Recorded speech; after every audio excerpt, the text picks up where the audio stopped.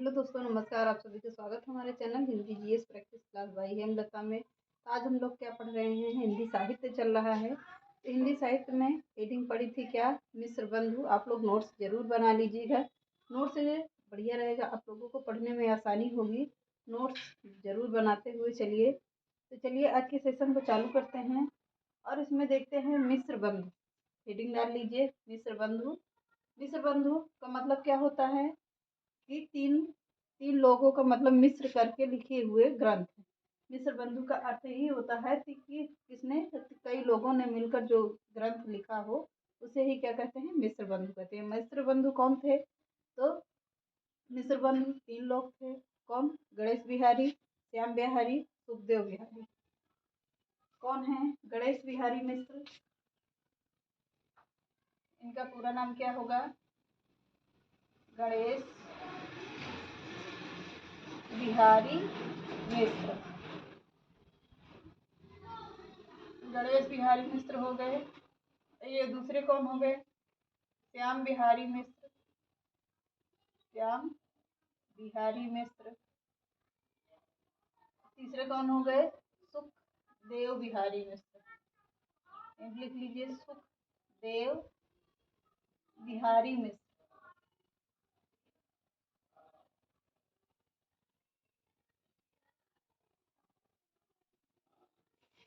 तो कौन कौन? गणेश बिहारी मिश्र, सुखदेव बिहारी मिश्र और श्याम बिहारी मिश्र। ये तीन लोग हो गए। इनके लेखक मिश्र बंधु विनोद के लेखक कौन है? तो इसके लेखक कौन है? मिश्र बंधु हैं। यानी क्या कह रहा है? मिश्र बंधु विनोद एक रचना है, उसी के लेखक कौन है? श्याम बिहारी, सुखदेव बिहारी और कौन? गणेश बिहारी मिश्र। ये इनके लेखक हो गए। यह कुल कितने खंडों में है? तो यह 4 खंडों में विभक्त है। यह कितने खंडों में विभक्त है? तो यह 4 खंडों में विभक्त है। जिसमें पहला खंड कब आया था? लिखते चलिए। जिसमें पहला खंड आया था 1993 में। शेष 3 खंड कब आए थे? 1934 ईस्वी में आया। कब? 1934 ईस्वी में प्रकाशित हुआ था। फिर से देखिए, इसके लेखक कौन है? मिश्र बंधु हैं। मिश्र बंधु विनोद के लेखक कौन है? मिश्र बंधु हैं, यानी 3 भाई थे, गणेश बिहारी मिश्र, श्याम बिहारी मिश्र और सुखदेव बिहारी मिश्र। यह कितने खंडों में है? तो यह 4 खंडों में विभक्त है। पहला खंड कब आया था? तो 1993 ईस्वी में आया है। बाकी 3 खंड कब आए थे? 1934 ईस्वी में आए थे। 1934 ईस्वी में प्रकाशित हुए थे। इन्होंने इसमें कितने लेखक हैं? कितने लेखक का वर्णन है? 5000 कवियों का वर्णन किया गया है। इन्होंने लगभग 5000 यानी 4591 कवियों का वर्णन किया है। कितने? तो 5000 लगभग कितने? तो 4591 कवियों का वर्णन किया है। अब अगला पॉइंट लिखिए। इन्होंने संपूर्ण हिंदी साहित्य को 8 खंडों में बांटा है। कितने खंडों में बांटा है? तो 8 खंडों में बांटा है। 8 खंडों में बांटा है। तथा नामकरण नवीनता। नामकरण में क्या? तो नामकरण में एक नया चीज हर बार जोड़ने का प्रयास किया गया है, वही नवीनता लाने का प्रयास किया गया है। तथा कवियों का सापेक्षिक महत्व निर्धारित किया गया है। क्या? तथा कवियों का सापेक्षिक महत्व निर्धारित किया गया है। अगला पॉइंट लिखिए। मिश्र बंधुओं ने 1993 ईस्वी में मिश्र बंधु विनोद के नाम से इतिहास ग्रंथ लिखा। कौन क्या लिखा?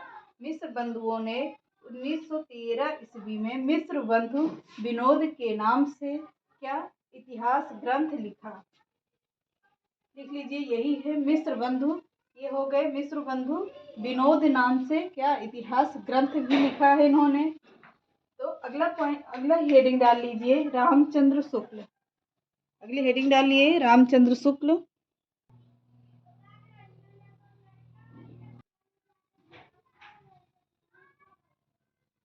अब लिखिए इसमें क्या कह रहा है। आचार्य रामचंद्र शुक्ल, पॉइंट करके लिखते रहिए। 1893 में 1893 ईस्वी में बनारस में क्या कह रहे हैं कि बनारस में काशी नागरी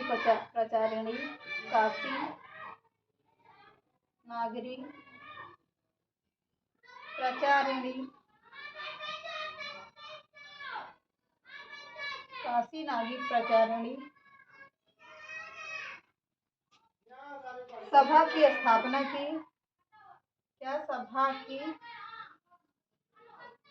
स्थापना की? किसकी स्थापना की? काशी नागरी प्रचारिणी की स्थापना की। कब की थी? 1893 ईस्वी में।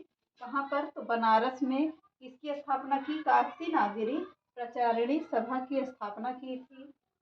काशी नागरी प्रचारिणी सभा की स्थापना की थी। कहाँ पर? बनारस में किया था। अगला पॉइंट लिखिए। 1929 ईस्वी में 1929 ईस्वी में इसी संस्थान द्वारा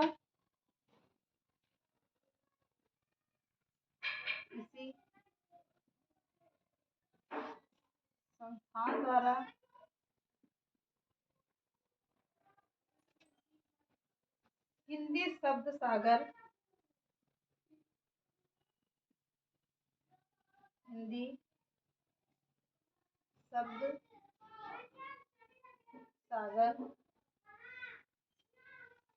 हिंदी शब्द सागर नामक शब्दकोश प्रकाशित कराया जा रहा था।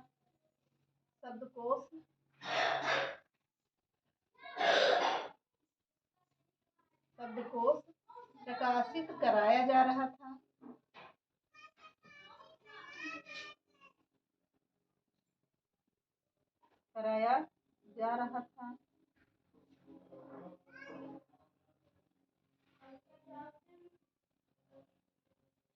अगला पॉइंट लिखिए। इसकी भूमिका आचार्य रामचंद्र शुक्ल से लिखा। इसकी भूमिका आचार्य रामचंद्र शुक्ल से लिखा। इसकी तथा 1940 ईस्वी में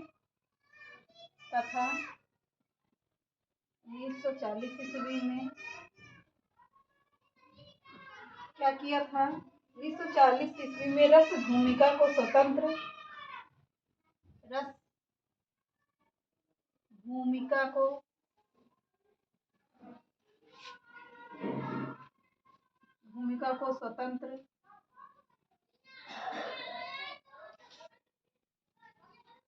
पुस्तकाकार के रूप में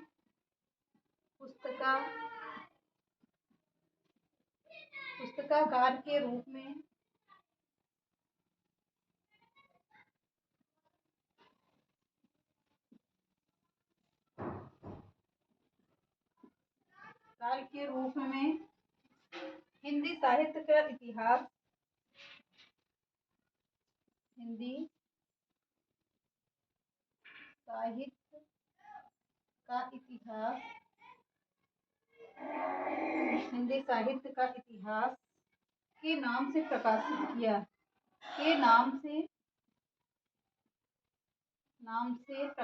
किया।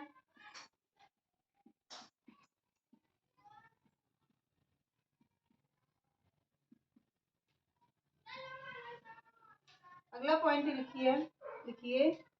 लगभग 900 वर्षों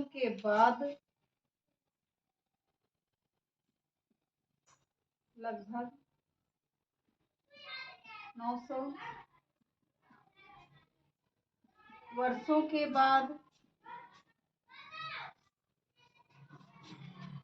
इतिहास को शुक्ल जी ने स्पष्ट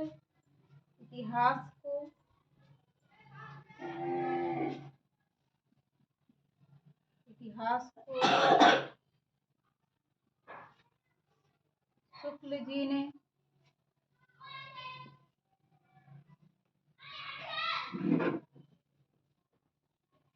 स्पष्ट रूप से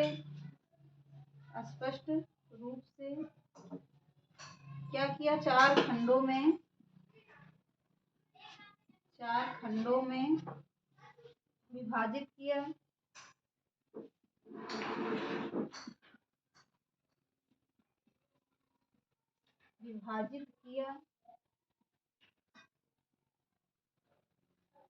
अगला पॉइंट लिखिए, इन्होंने भक्ति काल को दो भागों में भी विभाजित कर, इन्होंने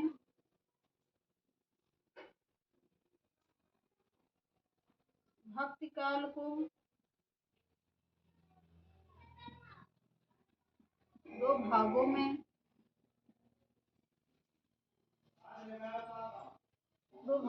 फिर से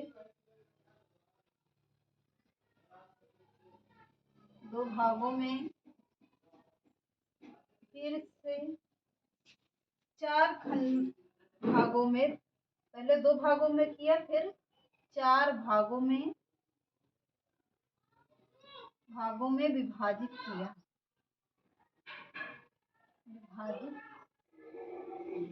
किया। कितना, पहले दो भागों में विभाजित किया तो फिर चार भागों में विभाजित किया। आधुनिक काल को, अगला पॉइंट लिखिए, आधुनिक काल को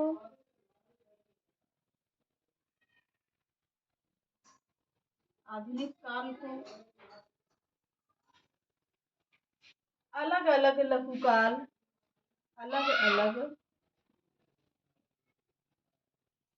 लघुकाल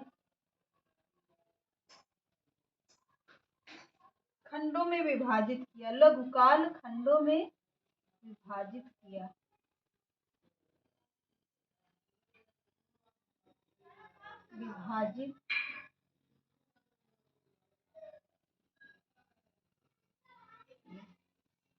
तो क्या कह रहे हैं, 1893 ईस्वी में बनारस की काशी नागरिक प्रचारिणी सभा की स्थापना की थी। कब काशी नागरिक प्रचारिणी सभा की स्थापना की थी? 1929 ईस्वी में इसी संस्थान द्वारा हिंदी शब्दसागर शब्दकोश के नाम से कराया जा रहा था। जब शब्दकोश के नाम से कराया जा रहा था, इसकी आचार्य रामचंद्र शुक्ल से लिखा तथा किसने लिखा? आचार्य रामचंद्र शुक्ल द्वारा लिखा गया था। कब लिखा गया? तो 1940 ईस्वी में रस भूमिका को स्वतंत्र पुस्तकाकार के रूप में हिंदी साहित्य का इतिहास के नाम से प्रकाशित कराया था। लगभग इसमें कितने वर्षों के बाद? 900 वर्षों के बाद इतिहास को शुक्ल जी ने स्पष्ट रूप से चार खंडों में, कितने खंडों में? चार खंडों में विभाजित किया था। इन्होंने भक्ति काल को दो भागों में पहले बांटा, फिर कितने भागों में बांटा? फिर चार भागों में विभाजित किया। अगला पॉइंट लिखिए, आधुनिक काल में अलग अलग लघुकाल खंडों में विभाजित किया था। तो मतलब लघुकाल खंडों में छोटे छोटे करके विभाजित किए, फिर बड़े बड़े करके विभाजित किए। ऐसे ही इन्होंने पूरा हिंदी साहित्य का विभाजित कर करके लिखा है। तो चलिए आगे देखते हैं। हेडिंग डाल लीजिए, क्या? हजारी प्रसाद